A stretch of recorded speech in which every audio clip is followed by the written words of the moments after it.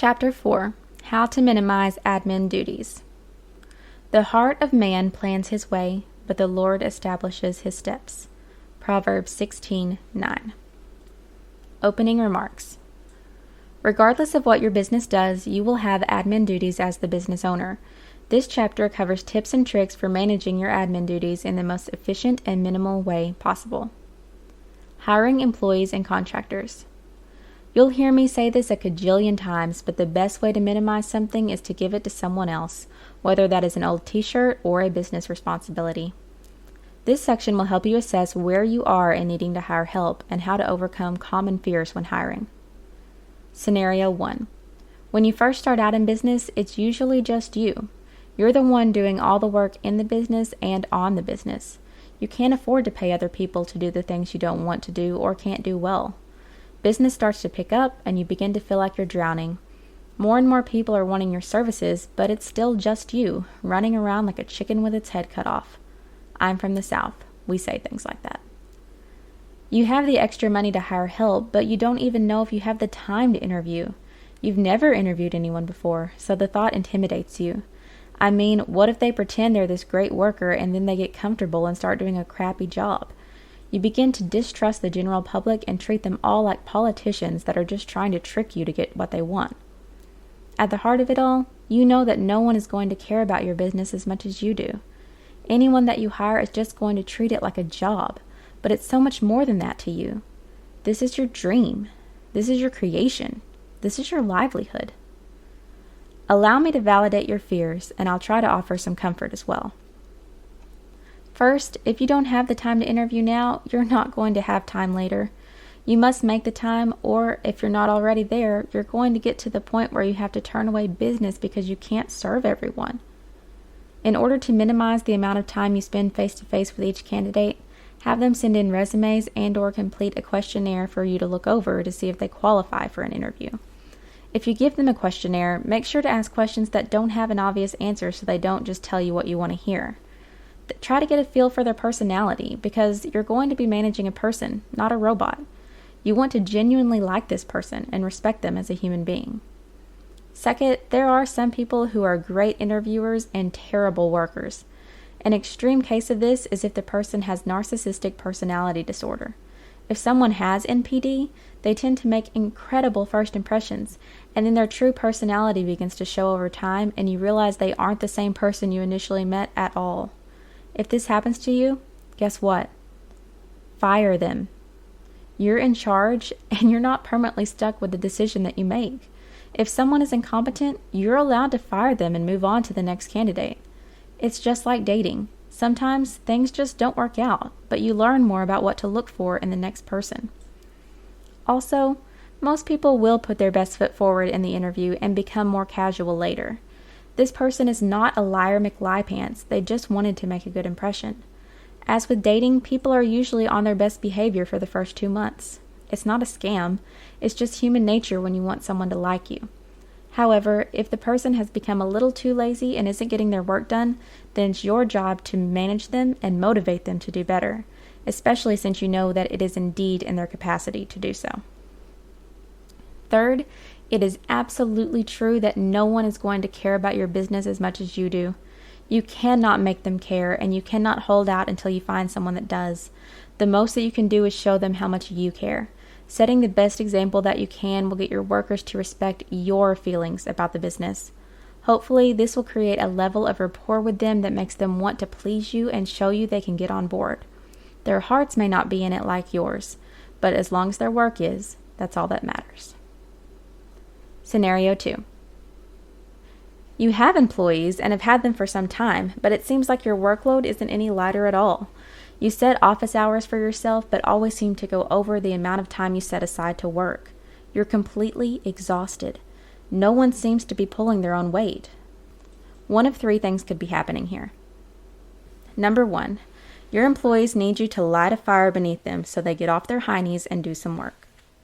Number 2, you need to hire more team members because your business's growth requires it. Number 3, you aren't letting other people do their job. Take a step back and be honest with yourself about which category you fall into. While the first two are entirely possible, let's discuss what you need to do if you're dealing with the third issue. Do you ask someone to do a task and then find yourself redoing it before you consider it complete? Do you put someone in charge of a committee, then control every decision that they make until it's basically your committee? The way that I noticed this about myself was through my life at home. My husband would do the dishes, which he rarely does because it's his least favorite chore on the planet, and I would open the dishwasher later to see that he loaded it wrong. Did you catch that? He loaded it wrong? Ladies and gentlemen, there is no right or wrong way to load a dishwasher. There's just your way and someone else's. I had to learn to keep my mouth shut and let him do it his own way if I wanted help with the dishes. If not, I had better not complain about doing it myself. However, this is your business. You have a right for things to be done your way, and this is a heck of a lot more important than how a dishwasher gets loaded. If you want things done a certain way, then you need clear-cut instructions to give to your employees so they do it the same way every time. For instance, if you walk into a McDonald's in Texas and order a hamburger, then fly to North Carolina and order a McDonald's hamburger there, you will find nary a difference between the two burgers. They have a specific set of instructions for how each patty is made, cooked, and how each burger is assembled. If it's important to you that every meeting be run the same way regardless of whether you're the one running it, then write out a list of expectations and communicate them to your team. If you want your team to focus on specific aspects of the business when writing a report, let them clearly know what those expectations are. If you want the phone answered a certain way, have a transcript written up. It's crucial that you write out the things most important to you in order for your business to run as smoothly as possible and to ensure the consistency you desire. That way, if the person who is currently filling the role has to leave, all you have to do is pull out the binder of your most important procedures and give these to the new employee. The ship should sail as smoothly as it did before. You also need to be honest with yourself about what is truly important and what isn't. Sometimes we find ourselves micromanaging things that don't really matter, like I was doing with the dishwasher. It's okay if you don't dot every I and cross every T in your business. Hire people that you trust and allow them to do the job that you expect them to independently. Just as with any relationship, you aren't going to be able to do this the first day that you hire someone. Slowly hand over the reins as the person shows their competency until they have full control over the job you've given them. They will need some guidance at the beginning, but this should only be for a season. Hiring someone is supposed to take responsibilities off your plate, not add another. You are completely in charge of what your business and life look like. Edit frequently until you find out what really makes you come alive. Email. This is my absolute favorite way I use minimalism in my business. Every business owner, and probably every person, has an email address. You have tons of crap coming in each and every day, and sprinkled in amongst it all is the occasional super important email that gets overlooked. I'm going to teach you how to make your inbox manageable again. Have a separate email account for promotions. I use my old email account for this. Anytime someone asks for my email to get some kind of freebie or to create an account in order to check out, I give them this email address. They can send stuff to that email all day long. I don't even check it. I don't have notifications for it on my phone.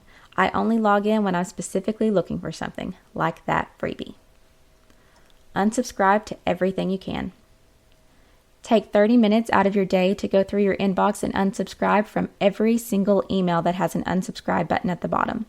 Does 30 minutes seem like a long time? Yes, of course it does. You have much more important things you could be doing in 30 minutes.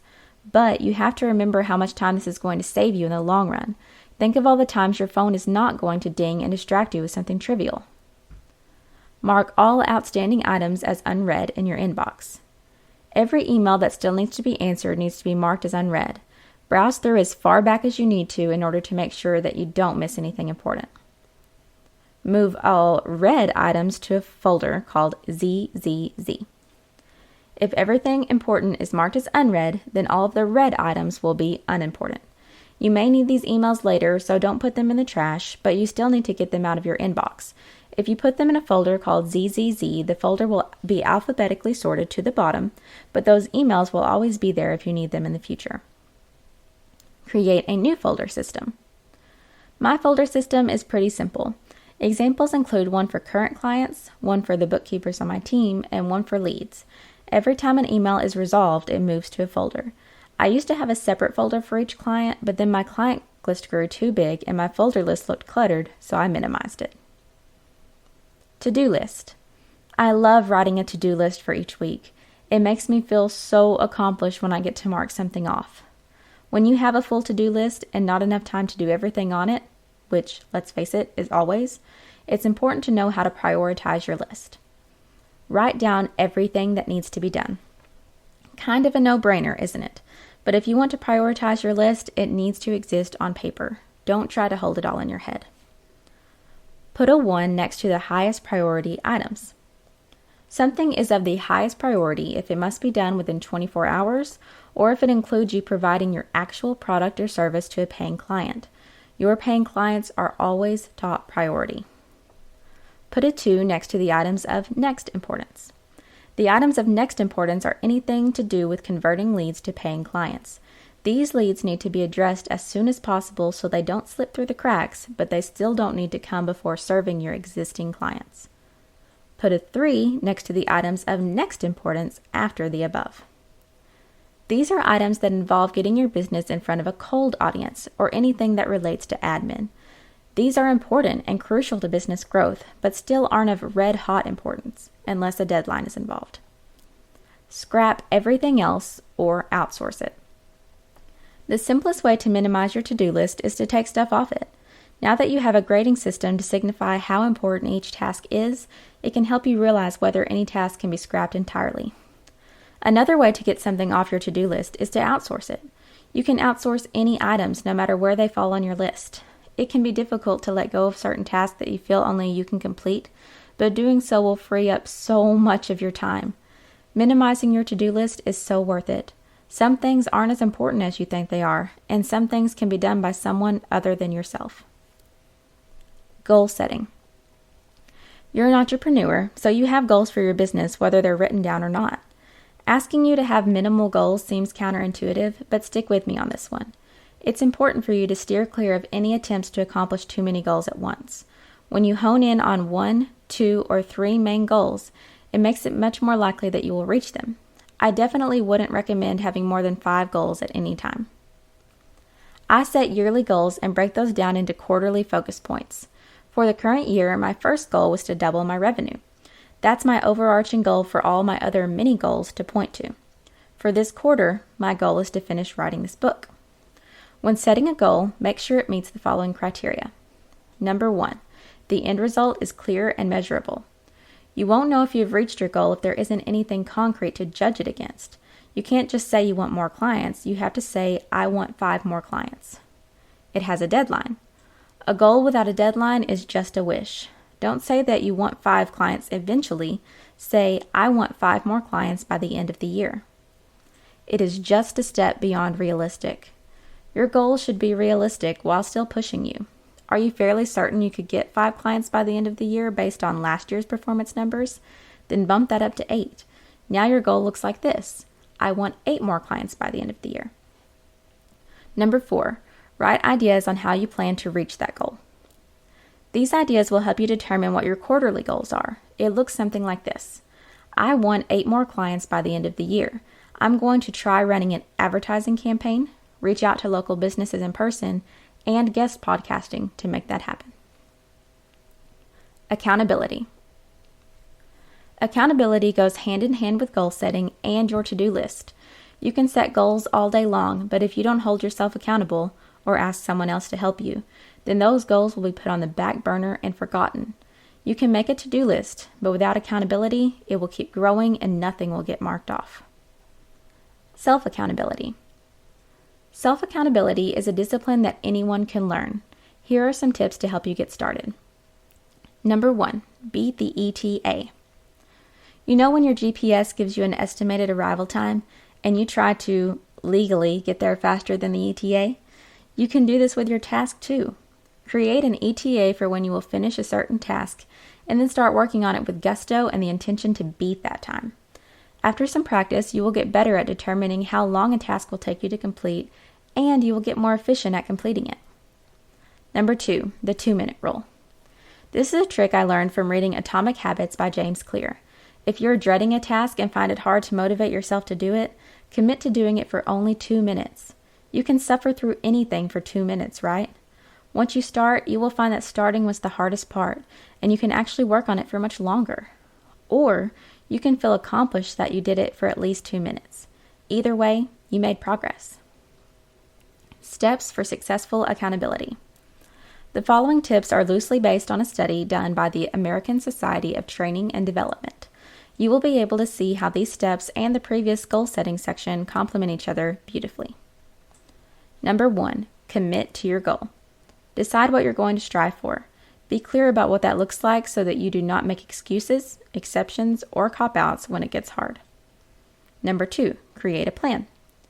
Break your goal down into bite-sized pieces, put them in order, and consider possible obstacles and roadblocks. Construct a timeline. Decide how long each bite-sized piece will take you to complete and attach dates and times for completion. Confide in someone. Find a reliable, responsible, uplifting person and ask them to hold you accountable. Be clear on your expectations. Number 5, check in. Touch base with your person by consistently checking in with them or by having them check in on you. Whichever method you decide, be sure you both stick to it.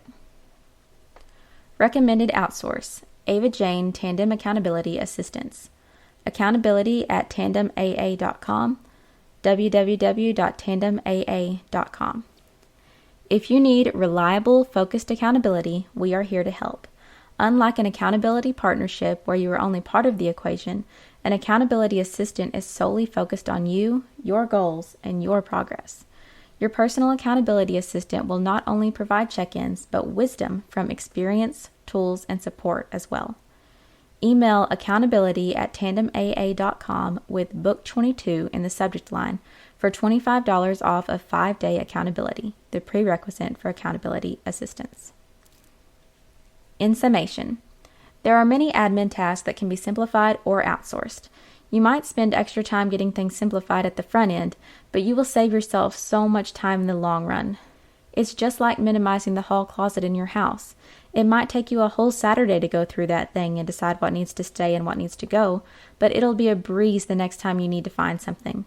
Always take steps to minimize with